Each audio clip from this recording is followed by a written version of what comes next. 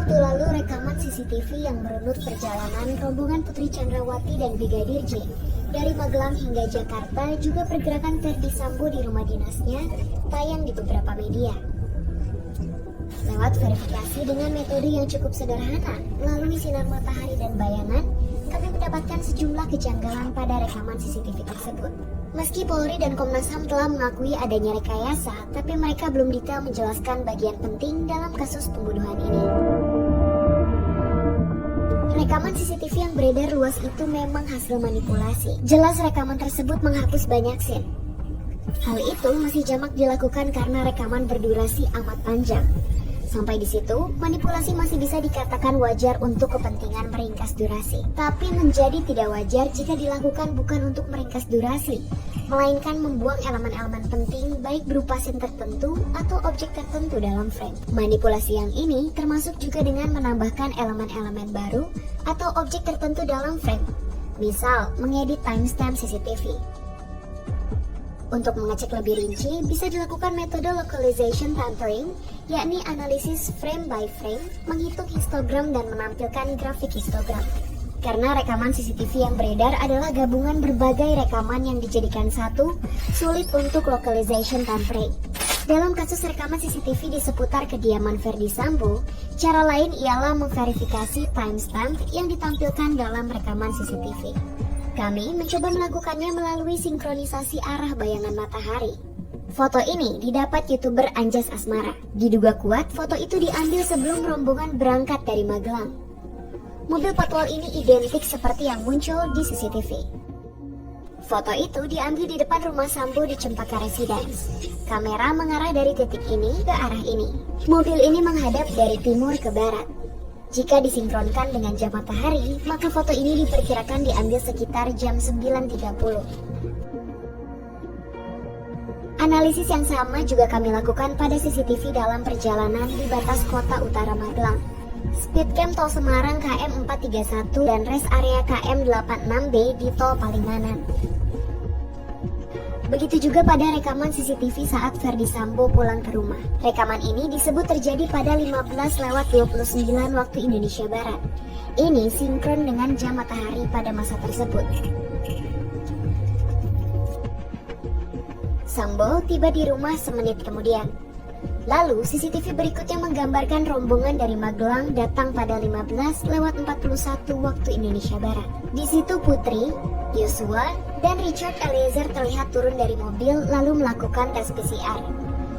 Jam 15.49 adalah kali terakhir Yosua terlihat di CCTV. Dan kejanggalan itu pun muncul. Pada 17.05, Putri disebut pergi ke rumah dinas menggunakan MPV hitam. Laju gerak mobil ini terekam CCTV di sebuah rumah di Jalan Duren 3 Barat. Dalam rekaman itu, MPV yang ditumpangi Putri terekam pada 17.09. Jika mengecek bayangan matahari, waktu dalam CCTV itu tidak cocok.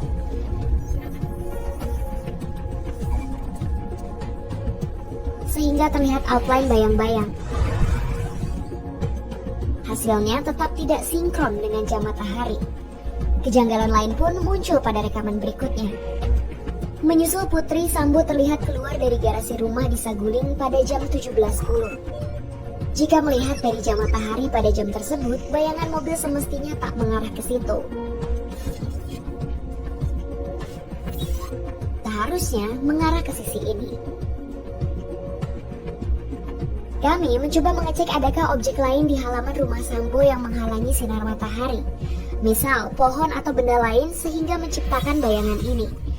Nyatanya tidak ada. Ini memang bayangan mobil Verdi Sambo. Jika disinkronkan dengan jam matahari, bayangan mobil mengarah ke titik tersebut lebih cocok terjadi dalam rentang jam 11 hingga jam 3 sore, bukan 17:10. Kuat dugaan rekaman CCTV tidak diambil pada jam 5 sore, seperti yang tertera dalam CCTV tersebut. Indikasi kejanggalan ini sudah diendus Komnas HAM ketika mereka menerima rekaman itu. Ini kami nggak merasa puas dengan CCTV yang kami terima. Ya, itu dia akui misalnya ketika seolah-olah dia kan pergi ke satu tempat bukan rumah dinas ya. Terus kemudian kalau dilihat di CCTV itu kan patwalnya berhenti. Sebelumnya dibangun keterangan bahwa dia ditelepon setelah terjadi kekerasan seksual dan tembak-menembak. Tapi itu akhirnya diakuinya bahwa sebetulnya itu adalah skenario yang dia buat. Lantas siapa yang melakukan ini semua?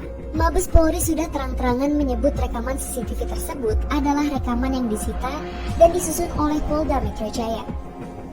Pada tanggal 22 Juli, PMJ melakukan prarekonstruksi di aula PPMJ dengan didasari CCTV di rumah pribadi Saguling yang ditemukan oleh mereka dan sekitar TKP Duren 3 dengan berita acara pemeriksaan yang telah dilakukan oleh Metro Jaya berdasarkan hasil analisa penyidik Polda Metro Jaya. Saat itu penjelasannya saudara FS tidak di TKP. Selanjutnya pada tanggal 23 Juli dilakukan olah TKP gabungan Polda Metro dan Barreskrim untuk melihat kesesuaian hasil prarekonstruksi.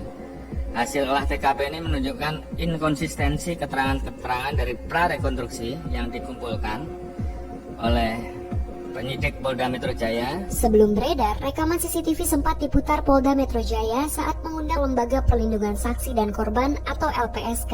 Pertemuan ini terjadi pada 29 Juli di ruang rapat Direktorat Reserse Kriminal Umum Polda Metro Jaya. Yaitu di 29 Juli itu ada rapat perihalnya tentang perlindungan korban kekerasan seksual perempuan dan anak.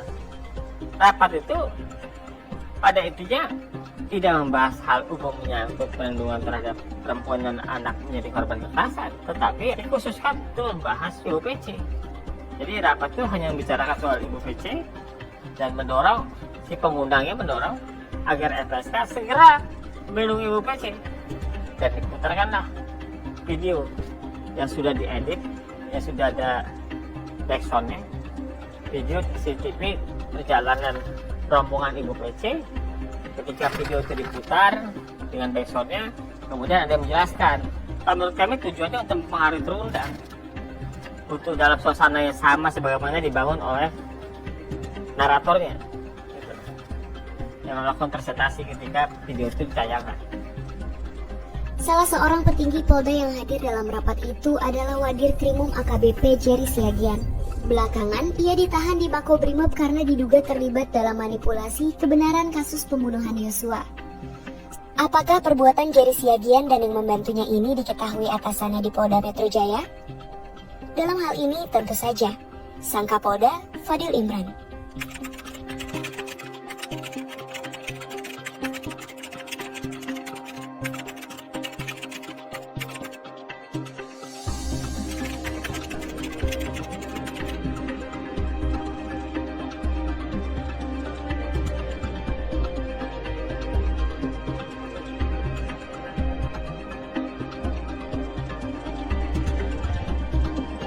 Saya Aqua, salah seorang produser yang terlibat dalam proyek liputan ini. Proyek ini melakukan pengujian atas video kronologis yang awalnya dipublikasi oleh 2 televisi. Seluruh materi dan tools yang dipakai dalam proyek ini bersifat terbuka, sehingga siapapun bisa mencobanya. Selama beberapa tahun terakhir, kami intens membuat laporan investigasi yang berbasis sumber data terbuka. Beberapa di antaranya kamu bisa tonton dengan mengklik video di layar.